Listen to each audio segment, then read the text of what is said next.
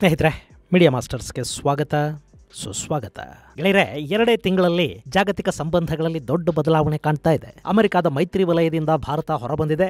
China ಭಾರತವನ್ನು ಓಲೈಸುವುದಕ್ಕೆ ಬೇಕಾದ ಎಲ್ಲ ಪ್ರಯತ್ನಗಳನ್ನು ಮಾಡ್ತಾ ಇದೆ. ಶಾಂಘೈ ಕೋಆಪರೇಷನ್ ಸಮ್ಮೇಳನದ ಜಂಟಿ ಹೇಳಿಕೆಯಲ್ಲಿ ಪಹಲ್ಗಾಮ್ ದಾಳಿಯನ್ನು ತೀವ್ರವಾಗಿ ಖಂಡಿಸಲಾಗಿದೆ. ಒಟ್ಟಾರೆ ಶಾಂಘೈ ಕೋಆಪರೇಷನ್ ದೇಶಗಳಲ್ಲಿ ಯಾವ ಭಿನ್ನಾಭಿಪ್ರಾಯಗಳು ಇಲ್ಲ. ನಾವೆಲ್ಲ ಅಮೆರಿಕದ ಟ್ಯಾರಿಫ್ ನೀತಿಗಳು, ವ್ಯಾಪಾರ ನೀತಿಗಳ ವಿರುದ್ಧ ಇದ್ದೀವಿ ಅನ್ನೋದನ್ನ ತೋರಿಸಿಕೊಳ್ಳೋದ್ರಲ್ಲಿ ಮತ್ತು ಅಮೆರಿಕ ಕೂಟಕ್ಕೆ ಪ್ರತಿಯಾಗಿ ಜಾಗತಿಕ ಮಟ್ಟದಲ್ಲಿ ಬಲಿಷ್ಠ ಕೂಟವೊಂದು ಹೊರಹೊಮ್ಮತಾ ಇದೆ. ಅದನ್ನ ರಷ್ಯಾ, ಚೈನಾ ಹಾಗೂ ಭಾರತಗಳು ಮುನ್ನಡೆಸುತ್ತವೆ ಅನ್ನೋ ಸಂದೇಶವನ್ನು ಕೊಡೋದ್ರಲ್ಲಿ ಈ ಶಾಂಘೈ ಕೋಆಪರೇಷನ್ ಆರ್ಗನೈಸೇಷನ್ನ ಸಭೆ ಒಂದು ಹಂತಕ್ಕೆ ಯಶಸ್ವಿಯಾದಂತೆ ಕಾಣ್ತಾ ಇದೆ. ಹಾಗಾದ್ರೆ ಈ ಸಮ್ಮೇಳನದ ಜಂಟಿ ಹೇಳಿಕೆಯಲ್ಲಿ ಪ್ರಸ್ತಾಪವಾದ ಅಂಶಗಳೇನು? ಇಲ್ಲಿ ಭಾರತದ ಪ್ರಧಾನಿ ನರೇಂದ್ರ ಮೋದಿ ಹೇಳಿದ್ದೇನು? ಪಾಕಿಸ್ತಾನದ ಪ್ರಧಾನಿ ಶಹಬಾಜ್ ಶರೀಫ್ ಕೂಡ ಇದ್ದ ವೇದಿಕೆಯಲ್ಲಿ ಏನಾಯಿತು? ಬನ್ನಿ ನೋಡೋಣ.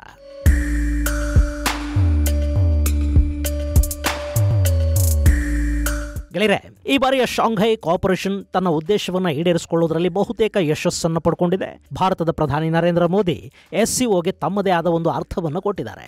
ಹಾಗೆ ಕಳೆದ 2 ತಿಂಗಳ ಹಿಂದೆ ರಕ್ಷಣಾ ಸಚಿವರ ಸಮ್ಮೇಳನದಲ್ಲಿ ಮಾಡಿದ್ದ ತಪ್ಪನ್ನ ಚೈನಾ ಈ ಬಾರಿ ಸರಿಪಡಿಸಿಕೊಂಡಿದೆ. ನಿಮಗೆ ನೆನಪಿರಬೇಕು, ಜೂನ್ ತಿಂಗಳಲ್ಲಿ SCO ರಕ್ಷಣಾ ಸಚಿವರ ಸಮ್ಮೇಳನವೊಂದು ಚೈನಾದಲ್ಲಿ ನಡೆಯಿತು. ಅದರಲ್ಲಿ ಭಾರತದ ರಕ್ಷಣಾ ಸಚಿವ ರಾಜನಾಥ್ ಸಿಂಗ್ ಕೂಡ ಭಾಗಿಯಾಗಿದ್ದರು. ಆ ಸಮ್ಮೇಳನದ ಜಂಟಿ ಹೇಳಿಕೆಯಲ್ಲಿ ಭಾರತದ ಪಹಲ್ಗಾಮ್ ದಾಳಿಯ ಪ್ರಸ್ತಾಪ ಇರಲಿಲ್ಲ. ಆದರೆ ಪಾಕಿಸ್ತಾನದ ಬಲೂಚಿಸ್ತಾನದಲ್ಲಿ ನಡೆದ ದಾಳಿಗಳನ್ನು ಖಂಡಿಸಲಾಗಿತ್ತು. ಹೀಗಾಗಿ ಆ ಜಂಟಿ ಹೇಳಿಕೆಗೆ ಸಹಿ ಹಾಕೋದಿಕ್ಕೆ ರಾಜನಾಥ್ ಸಿಂಗ್ ನಿರಾಕರಿಸಿದರು. SCO ರಕ್ಷಣಾ ಸಚಿವರ ಸಮ್ಮೇಳನ ಜಂಟಿ ಹೇಳಿಕೆ ಇಲ್ಲದೆ ಮುಕ್ತಾಯವಾಗಬೇಕಾಗಿ ಬಂತು. ಇದು SCO ದೇಶಗಳಲ್ಲಿನ ಭಿನ್ನಾಭಿಪ್ರಾಯವನ್ನು ಬಹಿರಂಗಪಡಿಸ್ತಾ ಇತ್ತು. ಅಷ್ಟೇ ಅಲ್ಲ, ನ್ಯಾಟೋ ಥರ ಯಾವತ್ತೂ ಕೂಡ SCO ಅನ್ನೋದು ಕಲೆಕ್ಟಿವ್ ಆಗಿರೋದಕ್ಕೆ ಸಾಧ್ಯ ಇಲ್ಲ ಅನ್ನೋದನ್ನ ಆ ಘಟನೆ ನಿರೂಪಿಸ್ತಾ ಇತ್ತು. ಆದರೆ 2 ತಿಂಗಳ ನಂತರ ನಡೀತಿರೋ ಪ್ರಧಾನಮಂತ್ರಿಗಳ ಹಾಗೂ ದೇಶಗಳ ನಾಯಕರ ಶೃಂಗಸಭೆಯಲ್ಲಿ ಈ ತಪ್ಪನ್ನು ಚೈನಾ ಸರಿಪಡಿಸಿಕೊಂಡಿದೆ. ಅಲ್ಲಿ ಪ್ರತಿ ಹೆಜ್ಜೆಯಲ್ಲೂ ಕೂಡ ಭಾರತವನ್ನು ಇಂಪ್ರೆಸ್ ಮಾಡೋದಕ್ಕೆ ಮತ್ತು ಭಾರತವನ್ನು ತಮ್ಮ ಜೊತೆ ಕರ್ಕೊಂಡು ಹೋಗೋದಕ್ಕೆ ಬೇಕಾದ ಎಲ್ಲ ಪ್ರಯತ್ನಗಳನ್ನು ಚೈನಾ ಮಾಡ್ತಾ ಇರೋದು ಗಮನಕ್ಕೆ ಬರ್ತಾ ಇದೆ. ಮೋದಿ ಹಾಗೂ ಶಿ ಜಿನ್ಪಿಂಗ್ ಭೇಟಿಯಲ್ಲಿ ಕೂಡ ಭಾರತ ನಮ್ಮ ಪ್ರತಿಸ್ಪರ್ಧಿ ಅಲ್ಲ, ನಮ್ಮ ಸಹವರ್ತಿ ಅನ್ನೋ ಮಾತನ್ನ ಶಿ ಹೇಳಿದ್ರು. ಆನೆ ಮತ್ತು ಡ್ರ್ಯಾಗನ್ ಒಂದಾಗಬೇಕು ಅನ್ನೋ ಹೇಳಿಕೆ ಕೂಡ ಅವರ ಬಾಯಲ್ಲಿ ಬಂತು. ಗೆಳೆಯರೆ, ಸದ್ಯದ ಮಟ್ಟಿಗೆ ಜಗತ್ತಿನ ಅತಿ ಹೆಚ್ಚು ಜನಸಂಖ್ಯೆಯನ್ನು ಹೊಂದಿರುವ ಮತ್ತು ಅತಿ ದೊಡ್ಡ ಮಾರುಕಟ್ಟೆ ಅನ್ನಿಸ್ಕೊಳ್ತಾ ಇರುವ ದೇಶ ಭಾರತ. ಹಾಗೆ ಇಂಡೋ ಪೆಸಿಫಿಕ್ ಭಾಗದಲ್ಲಿ ಚೈನಾಗೆ ಅತಿ ದೊಡ್ಡ ಥ್ರೆಟ್ ಅನ್ನಿಸ್ಕೊಳ್ತಾ ಇದ್ದದ್ದು ಕೂಡ ಭಾರತನೇ. ಭಾರತ ಅಮೆರಿಕ ಜೊತೆಗಿದ್ರೆ ಅದು ಚೈನಾಗೆ ಅಭದ್ರತೆ ಕಾಡೋದಕ್ಕೆ ಕಾರಣ ಆಗುತ್ತೆ.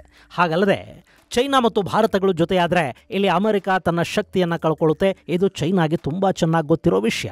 ಹೀಗಾಗಿ ಅಮೆರಿಕದ ಟ್ಯಾರಿಫ್ ಹಾಗೂ ಸರ್ವಾಧಿಕಾರಿ ಧೋರಣೆಗಳಿಂದ ಬೇಸತ್ತಿರುವ ಭಾರತವನ್ನ ವಿಶ್ವಾಸಪೂರ್ವಕವಾಗಿ ಹತ್ತಿರ ತಗೊಳ್ಳೋದಕ್ಕೆ ಚೈನಾ ಇಲ್ಲಿ ಪ್ರಯತ್ನ ಪಡ್ತಾ ಇದೆ. ಇನ್ನು ಭಾರತಕ್ಕೆ ಚೈನಾ ಮೇಲಿನ ಡಿಪೆಂಡೆನ್ಸಿಯಿಂದ ಸದ್ಯಕ್ಕೆ ಹೊರಬರುವುದಕ್ಕೆ ಸಾಧ್ಯ ಆಗ್ತಾ ಇಲ್ಲ. 2 ದೇಶಗಳ ನಡುವಿನ ವಾರ್ಷಿಕ ವ್ಯಾಪಾರ $135 ಬಿಲಿಯನ್ ಇದ್ರೆ ಅದರಲ್ಲಿ ಸುಮಾರು $100 ಬಿಲಿಯನ್ ವ್ಯಾಪಾರ ಕೊರತೆಯನ್ನ ಭಾರತ ಅನುಭವಿಸ್ತಾ ಇದೆ. ಅಂದ್ರೆ ಅವರಿಗೆ ನಾವು ಮಾಡ್ತಾ ಇರೋ ರಫ್ತು ತುಂಬಾ ಕಡಿಮೆ, ಅಲ್ಲಿಂದ ನಾವು ಮಾಡ್ಕೊಳ್ತಾ ಇರೋ ಆಮದಿದೆಯಲ್ಲ ಅದು ತುಂಬಾನೇ ಹೆಚ್ಚಿದೆ. ಹೀಗಾಗಿ ಚೈನಾ ಜೊತೆಗಿನ ಡೆಫಿಸಿಟ್ ಅನ್ನೋದು ಇಲ್ಲಿ ಇನ್ವೆಸ್ಟ್ಮೆಂಟ್ ಆಗಿ ಬದಲಾದ್ರೆ ಅದರಿಂದ ಭಾರತಕ್ಕೆ ಲಾಭ ಆಗುತ್ತೆ. ಆ ನಿಟ್ಟಲ್ಲಿ ಭಾರತ ಯೋಚಿಸ್ತಾ ಇದೆ. ಇಲ್ಲಿ ಪರಸ್ಪರ ಅಗತ್ಯಗಳು 2 ದೇಶಗಳನ್ನ ಹತ್ತಿರಕ್ಕೆ ತರ್ತಾ ಇವೆ. ಜಿಯೋಪಾಲಿಟಿಕ್ಸ್ ಅನ್ನೋದು ನಡೆಯೋದೇ ಹೀಗೆ. ಅದರಲ್ಲಿ ಸ್ವಲ್ಪ ಟ್ರಸ್ಟ್ ಅನ್ನೋದು ಕೂಡ ಸೇರ್ಕೊಂಡು ಬಿಟ್ರೆ ಸಂಬಂಧಗಳು ದೀರ್ಘಕಾಲೀನ ಆಗತ್ವೆ. ಚೈನಾ ಮತ್ತು ಭಾರತ ಎರಡರ ನಡುವೆಯೂ ಸದ್ಯಕ್ಕಿರೋದು ಆ ಟ್ರಸ್ಟ್ನ ಕೊರತೆ. ಇನ್ನು ಈ ಬಾರಿಯ ಸಮ್ಮೇಳನದ ಜಂಟಿ ಹೇಳಿಕೆಯಲ್ಲಿ ಪಹಲ್ಗಾಂವ್ ದಾಳಿಯನ್ನು ತೀವ್ರವಾಗಿ ಖಂಡಿಸುವ ನಿರ್ಣಯವನ್ನು ಕೈಗೊಳ್ಳಲಾಗಿದೆ ಮತ್ತು ಆ ದಾಳಿಯ ಹಿಂದೆ ಯಾರೇ ಇರಲಿ ಅವರನ್ನು ಕಠಿಣವಾಗಿ ಶಿಕ್ಷಿಸುವ ಹಾಗೂ ಸಂತ್ರಸ್ತರಿಗೆ ನ್ಯಾಯ ಕೊಡಿಸುವ ಹಾಗಾಗಬೇಕು ಅನ್ನೋ ನಿರ್ಣಯವನ್ನು ಈ ಸಮ್ಮೇಳನದಲ್ಲಿ ಕೈಗೊಳ್ಳಲಾಗಿದೆ. ಆದರೆ ಇಲ್ಲಿ ದಾಳಿಯ ಹಿಂದೆ ಪಾಕಿಸ್ತಾನ ಇದೆ ಅನ್ನೋದನ್ನು ನೇರವಾಗಿ ಪ್ರಸ್ತಾಪ ಮಾಡಿಲ್ಲ. ಜೊತೆಗೆ ಪಾಕಿಸ್ತಾನದ ಬಲೂಚಿಸ್ತಾನದಲ್ಲಿ ನಡೆದ ಜಾಫರ್ ಎಕ್ಸ್ಪ್ರೆಸ್ ರೈಲಿನ ಮೇಲಿನ ದಾಳಿಯನ್ನು ಕೂಡ ಈ ನಿರ್ಣಯದಲ್ಲಿ ಖಂಡಿಸಲಾಗಿದೆ. ಗೆಳೆಯರೆ, ಇಲ್ಲಿ ಪಾಕಿಸ್ತಾನ ಕೂಡ SCO ಸದಸ್ಯ ರಾಷ್ಟ್ರ. ಹೀಗಾಗಿ ಭಾರತದ ಮೇಲಿನ ದಾಳಿಯ ಹಿಂದೆ ಪಾಕಿಸ್ತಾನದ ಕೈವಾಡ ಇದೆ ಅಂತ ನೇರವಾಗಿ ಹೇಳಿದರೆ ಜಂಟಿ ಹೇಳಿಕೆಗೆ ಸಹಿ ಹಾಕೋದಕ್ಕೆ ಪಾಕ್ ಒಪ್ಪದೇ ಇರಬಹುದು. ಹೀಗಾದ್ರೆ SCOದಲ್ಲಿ ಭಿನ್ನಮತ ಇದೆ ಅನ್ನೋದನ್ನ ತೋರಿಸಿಕೊಂಡ ಹಾಗಾಗತ್ತೆ. ಪಾಕಿಸ್ತಾನದ ಹೆಸರನ್ನ ಹೇಳದೆ ಪಹಲ್ಗಾಮ್ ದಾಳಿಯನ್ನ ತೀವ್ರವಾಗಿ ಖಂಡಿಸಿ ನಿರ್ಣಯವನ್ನ ಇಲ್ಲಿ ಕೈಗೊಳ್ಳಲಾಗಿದೆ. ಇದು ಭಾರತಕ್ಕೆ ಸಿಕ್ಕ ರಾಜತಾಂತ್ರಿಕ ಗೆಲುವು ಅಂತ ಬಣ್ಣಿಸಲಾಗ್ತಾ ಇದೆ. ಇನ್ನು ಇದೇ ಸಂದರ್ಭದಲ್ಲಿ ಶಾಂಘೈ ಕೋಆಪರೇಷನ್ ಆರ್ಗನೈಸೇಷನ್ನ ದೇಶಗಳ ಪ್ರತಿನಿಧಿಗಳನ್ನು ಉದ್ದೇಶಿಸಿ ಮಾತನಾಡಿದ ಪ್ರಧಾನಿ ನರೇಂದ್ರ ಮೋದಿ, ಎಸ್ ಅಂದರೆ ಸೆಕ್ಯೂರಿಟಿ, ಸಿ ಅಂದರೆ ಕನೆಕ್ಟಿವಿಟಿ ಮತ್ತು ಓ ಅಂದರೆ ಆಪರ್ಚುನಿಟಿ ಅಂತ ಹೇಳಿದ್ದಾರೆ. ಹಾಗೆ ಜಾಗತಿಕವಾಗಿ ಭಯೋತ್ಪಾದನೆಯ ವಿರುದ್ಧ ಹೋರಾಟಕ್ಕೆ ಎಲ್ಲ ಸದಸ್ಯ ದೇಶಗಳು ಜಂಟಿಯಾಗಿ ಪ್ರಯತ್ನಿಸಬೇಕು ಅಂತ ಹೇಳಿರೋ ಮೋದಿ SCOದ ರ್ಯಾಟ್ ಅಂದರೆ ರೀಜನಲ್ ಆಂಟಿ ಟೆರರ್ ಸ್ಟ್ರಕ್ಚರ್ ಭಯೋತ್ಪಾದನೆಯ ವಿರುದ್ಧದ ಹೋರಾಟದಲ್ಲಿ ಪರಿಣಾಮಕಾರಿಯಾಗಿ ಕೆಲಸ ಮಾಡಬೇಕು ಅಂತ ಕೂಡ ಹೇಳಿದ್ದಾರೆ.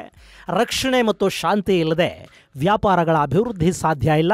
ಹೀಗಾಗಿ ಭಯೋತ್ಪಾದನೆಯ ವಿರುದ್ಧ ಹಿಪೋಕ್ರಸಿಯನ್ನು ಬಿಟ್ಟು ಎಲ್ಲ ದೇಶಗಳು ಮುಕ್ತವಾಗಿ ಪ್ರಯತ್ನ ಪಡಬೇಕು ಅಂತ ಮೋದಿ ಕರೆ ಕೊಟ್ಟಿದ್ದಾರೆ. ಹಾಗೆ ಕನೆಕ್ಟಿವಿಟಿಯ ಬಗ್ಗೆ ಮಾತನಾಡಿದ ಮೋದಿ ಭಾರತ ಯುರೇಷಿಯಾನ ಕನೆಕ್ಟ್ ಮಾಡೋದಕ್ಕೆ ಮಾಡ್ತಾ ಇರೋ ಪ್ರಯತ್ನಗಳನ್ನು ವಿವರಿಸಿದ್ದಾರೆ. Chabahar port, north south transport ಕಾರಿಡಾರ್ಗೆ ಸಹಕಾರ, ಇದೆಲ್ಲವನ್ನು ಹೇಳ್ತಾ ಯುರೇಷಿಯಾದ ಗ್ರೇಟರ್ ಕನೆಕ್ಟಿವಿಟಿಯನ್ನು ನಾವು ಬಯಸ್ತೀವಿ, ಬೆಂಬಲಿಸ್ತೀವಿ ಅಂತ ಹೇಳಿದ ಮೋದಿ ಕನೆಕ್ಟಿವಿಟಿಯ ವಿಷಯದಲ್ಲಿ ಚೈನಾಗೆ ತಿವಿಯೋದನ್ನು ಮರೀಲಿಲ್ಲ. ಚೈನಾದ ಬೆಲ್ಟ್ ಅಂಡ್ ರೋಡ್ ಇನಿಷಿಯೇಟಿವ್ನ ಹೆಸರು ಪ್ರಸ್ತಾಪ ಮಾಡದೇನೆ ಕನೆಕ್ಟಿವಿಟಿ ಅನ್ನೋದು ದೇಶಗಳನ್ನು ಒಗ್ಗೂಡಿಸುವ, ಒಳಗೊಳ್ಳುವ ಪ್ರಕ್ರಿಯೆ ಆಗಬೇಕು, ಸಾರ್ವಭೌಮತ್ವವನ್ನು ಗೌರವಿಸುವ ಮತ್ತು ಪರಸ್ಪರ ವಿಶ್ವಾಸವನ್ನು ಮೂಡಿಸುವ ಕೆಲಸ ಕನೆಕ್ಟಿವಿಟಿ ಮೂಲಕ ನಡಿಬೇಕು ಅಂತ ಮೋದಿ ಹೇಳಿದರು. ಇದು ಭಾರತದ ವಿರೋಧದ ನಡುವೆಯೂ ಪಾಕ್ ಆಕ್ರಮಿತ ಕಾಶ್ಮೀರದಲ್ಲಿ BRI ಪ್ರಾಜೆಕ್ಟ್ ಅನ್ನು ಕೈಗೆತ್ತಿಕೊಂಡಿರುವ ಚೈನಾಗೆ ಮೋದಿ ಪರೋಕ್ಷವಾಗಿ ಕೊಟ್ಟ ತಪರಾಕಿ. ಇನ್ನು SCO ದೇಶಗಳು ವ್ಯಾಪಾರದ ಅವಕಾಶಗಳನ್ನು ಬಳಸ್ಕೋಬೇಕು. ಸಪ್ಲೈ ಚೈನ್ನ ಅಭಿವೃದ್ಧಿಗೆ, ಪ್ರಾದೇಶಿಕ ವ್ಯಾಪಾರ ವೃದ್ಧಿಗೆ, ಟೆಕ್ನಾಲಜಿ ಟ್ರಾನ್ಸ್ಫರ್ ಹಾಗೂ ಸಹಾಯ ಸಹಕಾರಗಳಿಗೆ ಈ ಕೂಟ ವೇದಿಕೆ ಆಗಲಿ ಅಂತ ಪ್ರಧಾನಿ ಹೇಳಿದರು. ಇಲ್ಲಿ ಪ್ರಮುಖವಾಗಿ ಭಯೋತ್ಪಾದನೆಯ ವಿಷಯದಲ್ಲಿ ದ್ವಿಮುಖ ನೀತಿಗಳು ಬೇಡ ಅನ್ನೋದನ್ನ ಮೋದಿ ಸ್ಪಷ್ಟವಾಗಿ ತಿಳಿಸಿದರು. ಹಾಗೆ ಚೈನಾ ಪ್ರಸ್ತಾಪಿಸಿದ SCO ಬ್ಯಾಂಕ್ಗೆ ಕೂಡ ಭಾರತ ಬೆಂಬಲವನ್ನು ವ್ಯಕ್ತಪಡಿಸಿದೆ.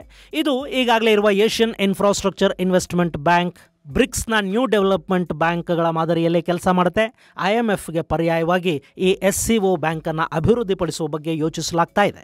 ಇದು ಸದಸ್ಯ ದೇಶಗಳ ಆರ್ಥಿಕ ಅಗತ್ಯಗಳನ್ನು ಗಮನದಲ್ಲಿಟ್ಟುಕೊಂಡು ಕೆಲಸ ಮಾಡುತ್ತೆ. ಈ ಯೋಜನೆ ಚೈನಾದ BRI ಹಾಗೂ CPEC ಯೋಜನೆಗಳಿಗೆ ಹೆಚ್ಚಿನ ಅನುಕೂಲವನ್ನು ಮಾಡಿಕೊಡುತ್ತೆ ಅಂತ ಭಾವಿಸಲಾಗ್ತಾ ಇದೆ. ಆದರೂ ಭಾರತ ಈ ಬ್ಯಾಂಕ್ ರಚನೆಯನ್ನು ಬೆಂಬಲಿಸಿದೆ.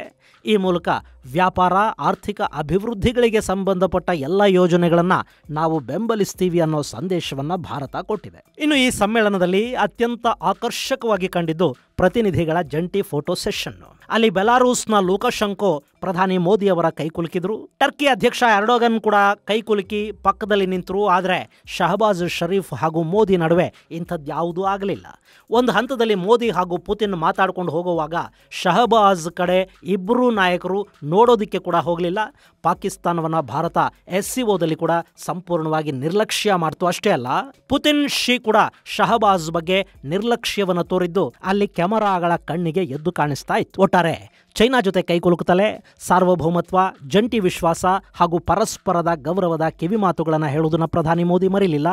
ಅಂತೂ ಈ ಸಮ್ಮೇಳನ ಅಮೆರಿಕಾಗೆ ನಿಮ್ಮ ವಿರುದ್ಧ ಒಂದು ಬಲಿಷ್ಠ ಕೂಟ ಸಿದ್ಧ ಆಗಿದೆ ಅನ್ನೋ ಸಂದೇಶವನ್ನಂತೂ ರವಾನೆ ಮಾಡ್ತಾ ಇದೆ. ಈ ಸಮ್ಮೇಳನದ ಅಂಗವಾಗಿ ಪ್ರಧಾನಿ ಮೋದಿ ಹಾಗೂ ಪುತಿನ್ ಅವರ ನಡುವೆ ಒಂದು ದ್ವಿಪಕ್ಷೀಯ ಮಾತುಕತೆ ಕೂಡ ಆಯೋಜನೆಗೊಂಡಿದೆ.